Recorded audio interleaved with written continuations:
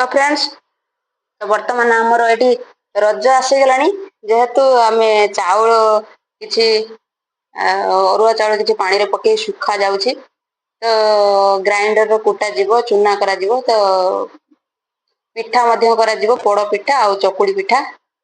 तो चलतु वर्तमान आम ग्राइंडर रो कुटी नवा पिठा आड़ाक सॉरी चूना कुटी नवा वर्तमान चूना को कुटी नवा ग्राइंडर रे तो पिठा करवा। तो चलते आगु को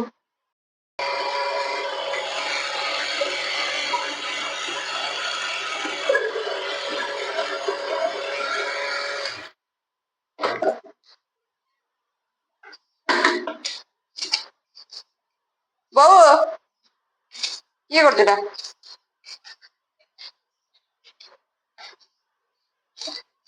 शुक्के दिलु धुई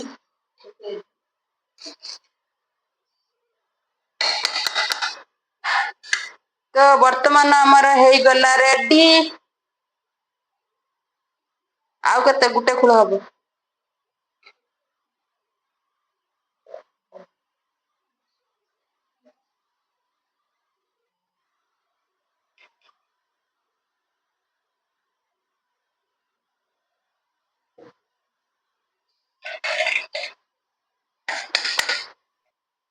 आ गुटे खुल हम।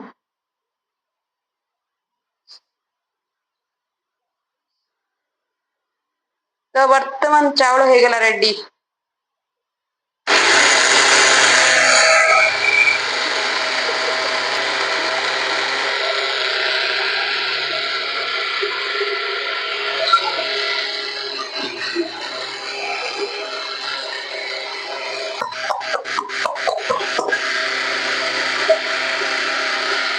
लास्ट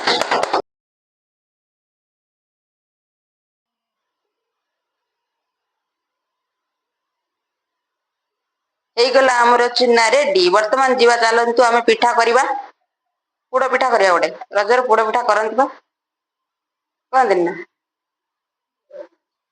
तो फ्रेंड्स वर्तमान देखो आम चूना वर्तमान आम चला चली जाऊ कर रज पोड़ पिठा कर आग को देखा चलतु कौन सब हो सांग मैंने देखु यही जिनसा कौन आपण मैंने कहे कमेंट रे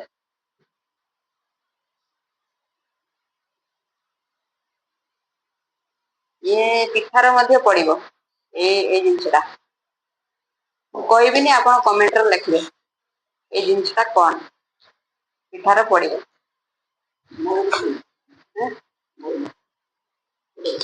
मिठा भाया तो पॉलिथिन भीतर पड़े आसना सब पॉलिथिन आसना पॉलिथिन आग थर जो आनी पॉलिथिन आसला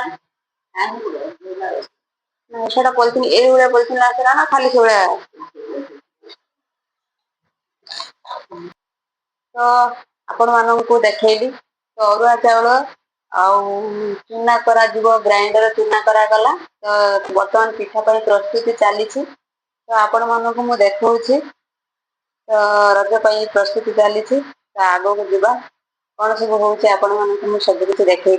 बर्तमान आम तो चाउल माने कुटा सरीगला चूना हो गला तो आग को जीवा चलतु वर्तमान आम भाव में पिठा प्रस्तुति करा तो आपण मानक देखी आग को। तो बर्तमान चैनल को गोटे गोटे निहाती सब्सक्राइब करके रखिए और वीडियो को जमा भी स्किप करेंगे ना। तो चलतु तो आग को जीवा आग को कौन सब हम आप वीडियो देखी चैनल को जमा स्किप करेंगे ना। तो सब्सक्राइब करके रखिए तो बेल आइकन प्रेस करेंगे। तो चलतु बर्तमान आम आग को जीवा वीडियो कौन सब रही देखिए आपण मानक चलतु। तो फ्रेंड्स वर्तमान आमर ये गोटे प्रकार पिठा करा एटा अटा गुड़ तादरे मिसी मैदा मैदा मुठे मिसे देनु भल हम मैदा मुठे मिसे देनु भल हम आ गोटे पोड़ पिठा करा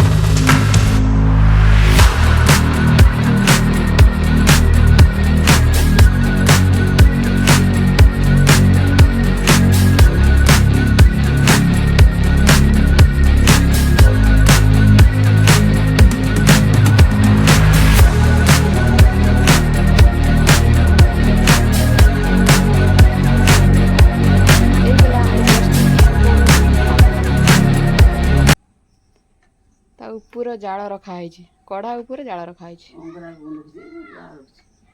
ଅଙ୍ଗରା ରହିଛି କଢ଼ା ଉପରେ। ତ ତଳ ଜାଳ ପଡ଼ିଛି, ତ ଉପରେ ଜାଳ ମାନେ ଅଙ୍ଗରା ରହିଛି।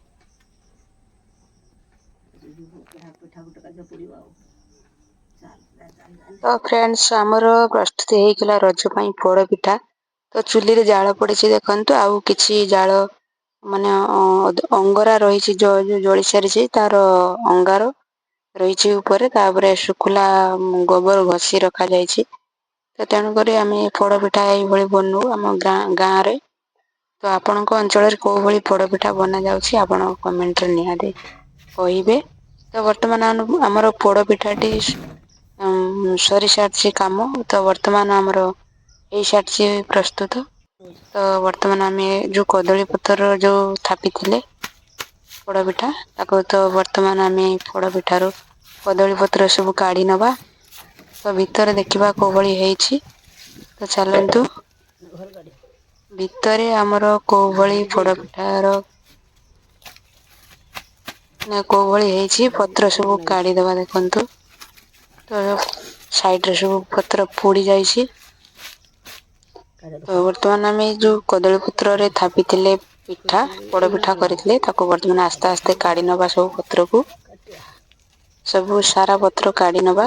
ତାପରେ ଆମେ ଭିତର କୋଉ ଭଳି ହେଇଛି ଆମେ ଦେଖି ନବା। ତ ଚାଲନ୍ତୁ ରଜରେ ଆମର ଗୋଟେ ପୋଡ଼ ପିଠା ବନେଇ ନେଲେ।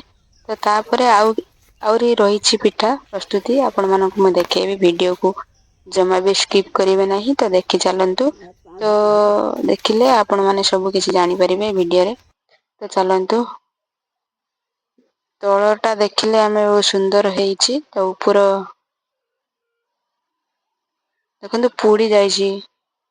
ତାପରେ ଯୋଉ ଅଙ୍ଗରା ରହିଥିଲା ସେଟା ପୋଡ଼ି, ତଳ ସାଇଡଟା ଆମର ଭଲସେ ହେଇଛି।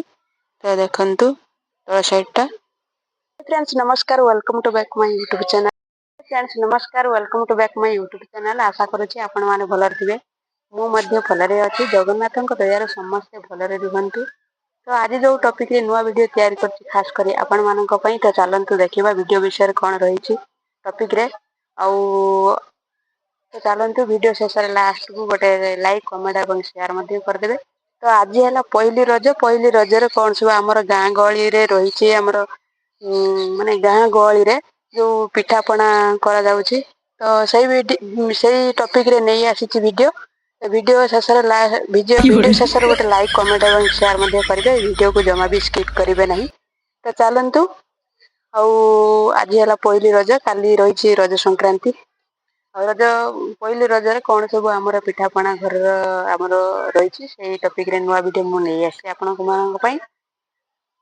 ତ ଚାଲନ୍ତୁ ଭିଡିଓକୁ ଜମା ବି ସ୍କିପ୍ କରିବେ ନାହିଁ। ତ ଭିଡିଓ ଶେଷରେ ଗୋଟେ ଲାଇକ୍ ମଧ୍ୟ ହେଇଯାଉ। ତ ଗୋଟେ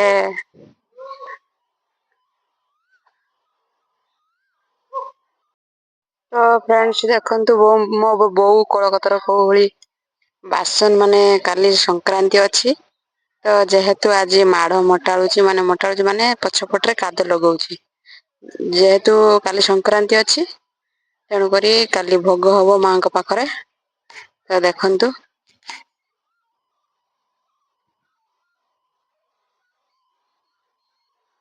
ମାଡ଼ ମୋଟାଳୁ ନା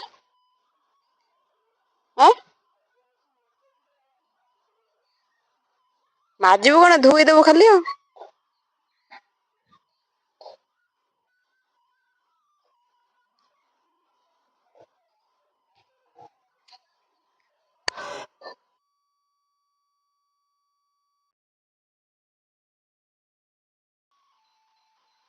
ସେଇଠି ଦେଖନ୍ତୁ, ମୁଁ ଉପରୁ ଥାଇକି ଦେଖେଇ ଦଉଛି। ଆମର ସେଇଠି ଟିଅଲ ବସିଛି।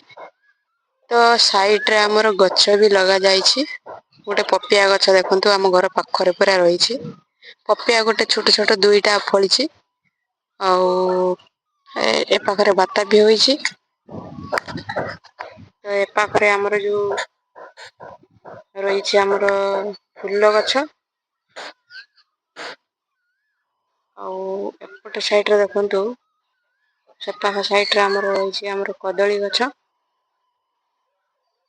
ଆଉ ଯୋଉ ତଳେ ଯୋଉ ରହିଛି ଦେଖନ୍ତୁ, ଏଇ ଯୋଉ ତଳେ ତଳେ ରହିଛି ଆମର ମଞ୍ଛା, ତା ପାଖରେ ଜହ୍ନି ଗଛ ଲଗା ହେଇଛି ଆଉ ଭେଣ୍ଡି ଗଛ ମଧ୍ୟ ଛୋଟ ଛୋଟ ହେଇଛି। ଦେଖନ୍ତୁ ଛୋଟ ଛୋଟ ହେଇଛି। ଏ ପାଖରେ ନେଉଟିଆ ଶାଗ ଆଉ ଏ ପାଖରେ କଳମ ଶାଗ। ତ ସେ ପାଖରେ ଆଉ ଗୋଟେ ସାଇଡ୍ ରହିଛି ପୋଇ ଶାଗ ରହିଛି, ପୋଇ ଯୋଉ ଲଗା ହୁଏ। ତ ଏ ପାଖରେ ରହିଛି ଆମର ଫୁଲ ଗଛ, ଆଉ ଏ ପାଖରେ ରହିଛି ଆମର ମନ୍ଦିର।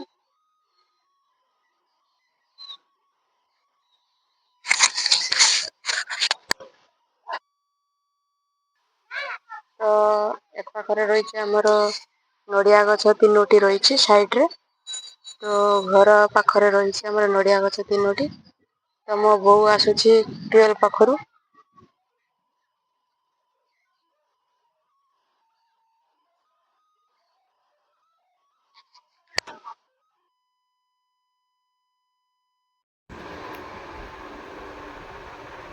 ବନସ୍ତେ ଡାକିଲା ଗଜ, ବରଷକେ ଥରେ ଆସିଛି ରଜ।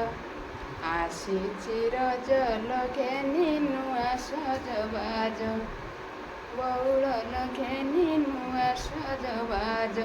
ପିଠା ଗୋଟେ ଖାଇବା ଆମ୍ଭେ, ପୋଡ଼ ପିଠା ପୁଣି ଚକୁଳି ପିଠା, ତାପରେ ଆଉ ସବୁ କିଛି ପିଠା।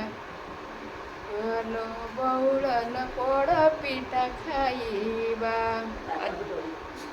ଆଜି ହେଲା ପହିଲି ରଜର ପୋଡ଼ପିଠା ପ୍ରଥମେ ଖାଇବା। ଚାଲନ୍ତୁ। ତ ବର୍ତ୍ତମାନ ପୋଡ଼ପିଠାଟା କଟା ଚାଲିଛି କେତେ ସୁନ୍ଦର ଭାବରେ। ଆପଣମାନେ ଦେଖୁଥିବେ ଆମର ପିଠା କାର୍ଯ୍ୟକ୍ରମ ଚାଲିଛି, ବର୍ତ୍ତମାନ ପ୍ରସ୍ତୁତି ଚାଲିଛି ରଜରେ, ପହିଲି ରଜରେ ପୋଡ଼ପିଠା। ତାପରେ ଚକୁଳି ପିଠା କରାଯିବ। ତ ଫ୍ରେଣ୍ଡସ୍, ବର୍ତ୍ତମାନ ଆମର ପୋଡ଼ପିଠା କଟା ଚାଲିଛି। ତ ଯେହେତୁ ଆଜି ପହିଲି ରଜ, ପ୍ରଥମେ ସକାଳୁ ପୋଡ଼ପିଠା ଖାଇନେବା ଚାଲନ୍ତୁ। ତ ବର୍ତ୍ତମାନ ଦେଖନ୍ତୁ ଆମର କାଲି ଯୋଉ ପୋଡ଼ପିଠା ହେଇଥିଲା ଆଜି କଟା ଯାଉଛି। ତ ବହୁତ ସୁନ୍ଦର ହୋଇଛି ପିଠା, ତ ଟେଷ୍ଟ ମଧ୍ୟ ବହୁତ ଲାଗିବ ଭଲ। ତ ଚାଲନ୍ତୁ ଖାଇନେବା ପିଠା।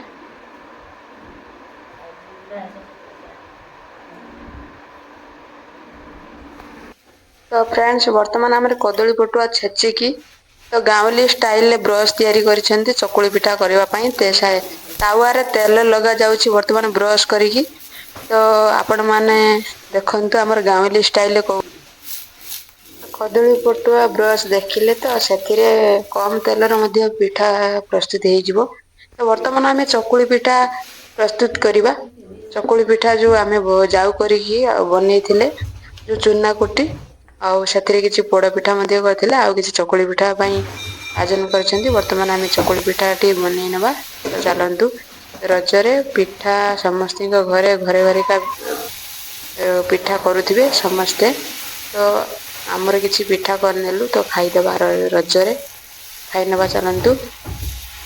ତ ବର୍ତ୍ତମାନ ଆମେ ପିଠା ଦେଖନ୍ତୁ କେତେ ସୁନ୍ଦର ଗୋଲ ହଉଛି।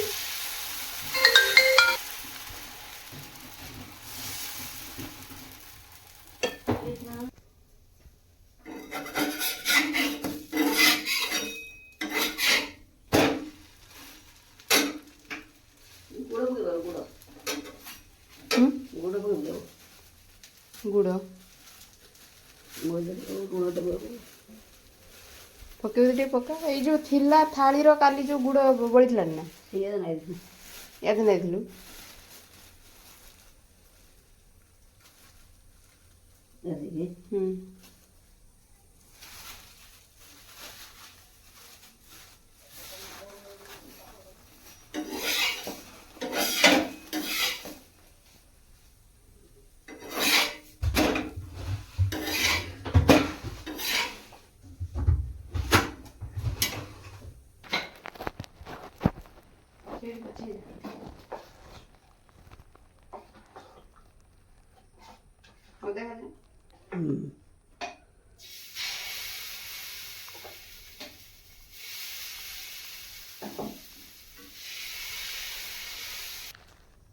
ପୋଡ଼ ପିଠା ସରିଗଲା, ବର୍ତ୍ତମାନ ଚକୁଳି ପିଠା ହେଉଛି।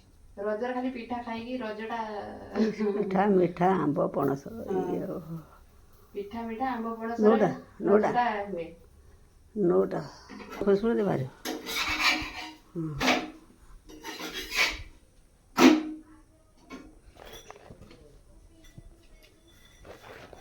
ଇଏ ହେଲା ଆମର ତେଲ ସିଷ୍ଟମ। ତାଟିଆରେ ତେଲ ରଖି କଦଳୀ ପଟାକୁ ଘୁରେଇଦେବା।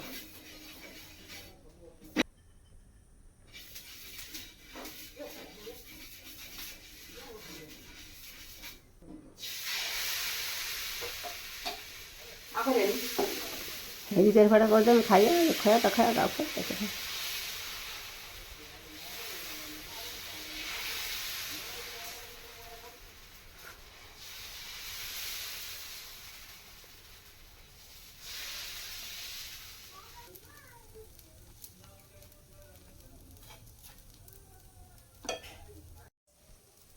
ତ ଫ୍ରେଣ୍ଡସ୍, ରଜରେ କୋଉଭଳି ପୋଡ଼ ପିଠା ଆଉ ଚକୁଳି ପିଠା ଆଉ ଯେତେ ସାରା ପିଠା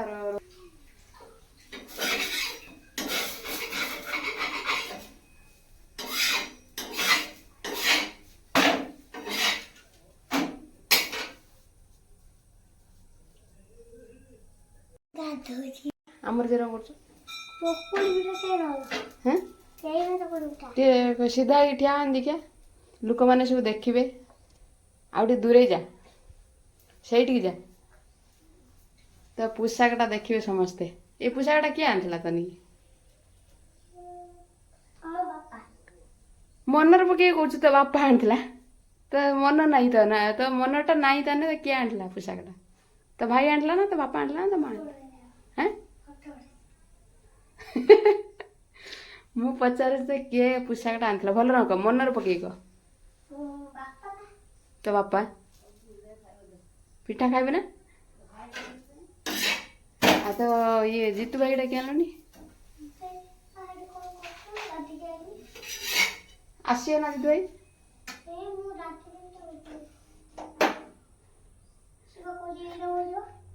କହୁଛି ନା ମୁଁ ଆଗରେ ଯାଇ ସାରିଲେ ତୁ ଯିବୁ। କହିଲା ତୁ ଆଗରେ ପଳେଇବୁ, ମୁଁ ଯିମି ପଛେ ପଛେ। ଆଉ ସେ ଜାମାଟା ମୋତେ ଟିକେ ଦେବୁ ତି ମୁଁ ପିନ୍ଧିବି ନୂଆ। ଥରେ ଦେବୁ ମୁଁ ପିନ୍ଧିବି।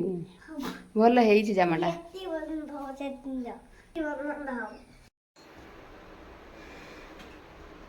ତ ରଜରେ କେତେ ପ୍ରକାର ମାନେ ପିଠା କରୁଛନ୍ତି। ତ ଆମେ ସାଧାରଣ ପିଠା କରୁଛନ୍ତି ଆମର ଯେଉଁ ଗାଁରେ ହୁଏ ପିଠା।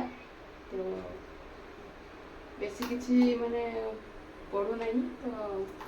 ତ ତେଣୁ କରିକି ଆମେ ଏଇ ଯେଉଁ ପିଠାଟା କରୁଛନ୍ତି ଅଟା ମଇଦା ଆଉ ଗୁଡ଼ ବାଦାମ ସବୁ ପ୍ରକାର ଯେଉଁ ମିଶାଯାଏ, ତ ମିଶାଯାଉଛି। ଆଉ ତ ବର୍ତ୍ତମାନ ତେଲ ଗରମ ହେଇସାରିଲା ପରେ ପିଠା କରିକି ଆପଣମାନଙ୍କୁ ମୁଁ ଦେଖେଇବି। ତ ଚାଲନ୍ତୁ।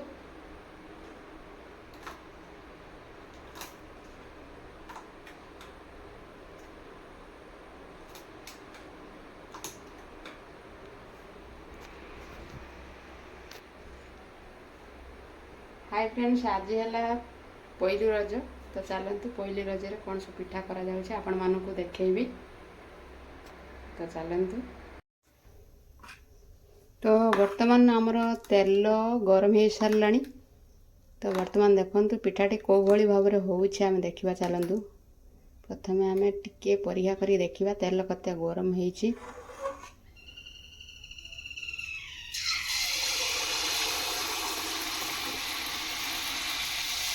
ତ ଦେଖନ୍ତୁ ବର୍ତ୍ତମାନ ସାଙ୍ଗମାନେ ପିଠାଟି ଗରମ ହେଇସାରିଛି ଆଉ ପିଠାଟି ମଧ୍ୟ ଫୁଲୁଛି ବହୁତ ସୁନ୍ଦର ଭାବରେ। ତ ତାପରେ ଆମେ ନଉଟି ଦେବା। ଚାଲନ୍ତୁ ଦୁଇ ସାଇଡ଼ ହେଇଯିବ ଯେମିତି ଭଲସେ।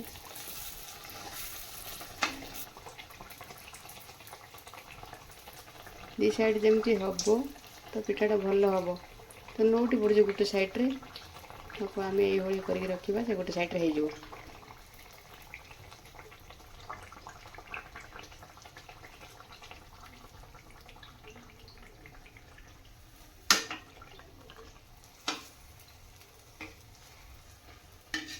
ତ ଫ୍ରେଣ୍ଡସ୍ ଦେଖନ୍ତୁ ଆମର ହେଇଗଲା ରେଡ଼ି ପିଠା। ତ ଏଇ ପହିଲି ପିଠାଟି ଆମର ବାଡ଼ିରେ ଦିଆଯିବ, ମାନେ ପିତୃପୁରୁଷ ମାନେ ଯେଉଁମାନେ ଆମର ପରଲୋକ ହୋଇଯାଇଛନ୍ତି ତ ତାଙ୍କୁ ପ୍ରଥମେ ଆମେ ଦେଇଦେବା ଏଇ ପିଠାଟି।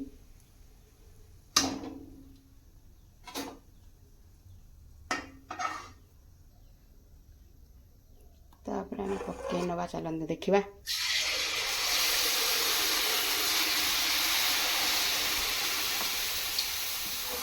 ବହୁତ ସୁନ୍ଦର ଭାବରେ ଫୁଲୁଛି, ଆପଣମାନେ ଦେଖନ୍ତୁ।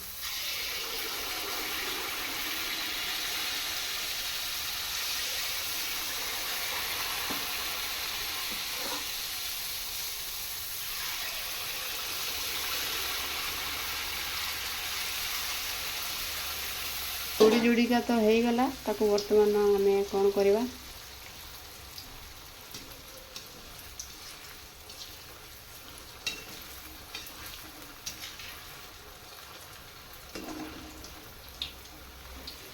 ତାକୁ ଆମେ ଏଇଭଳି ନଉଟି ଦେବା।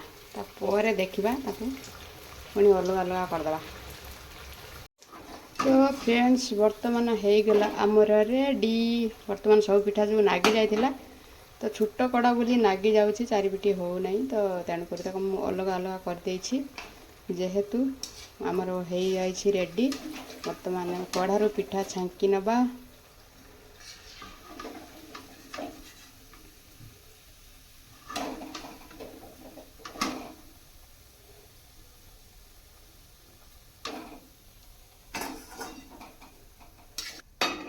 ଦେଖନ୍ତୁ ଫ୍ରେଣ୍ଡସ୍ ମାନେ, ଦେଖନ୍ତୁ ଆମର ପିଠା କେଉଁଭଳି ଭାବରେ ଏଇଟା ଟିକେ ଗରମ ହେଇଯାଇଛି, ହାତ ମାରିବନି। ତ ବହୁତ ସୁନ୍ଦର ବାସ୍ନା ମଧ୍ୟ ହେଉଛି ପିଠା।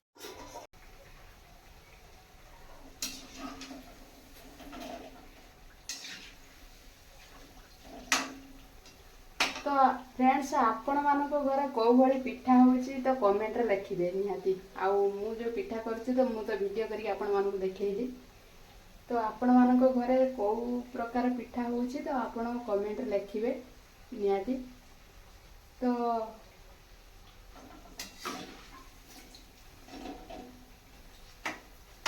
କମେଣ୍ଟରେ ଗୋଟେ ଗୋଟେ ଗିଫ୍ଟ ମଧ୍ୟ ଦେବେ।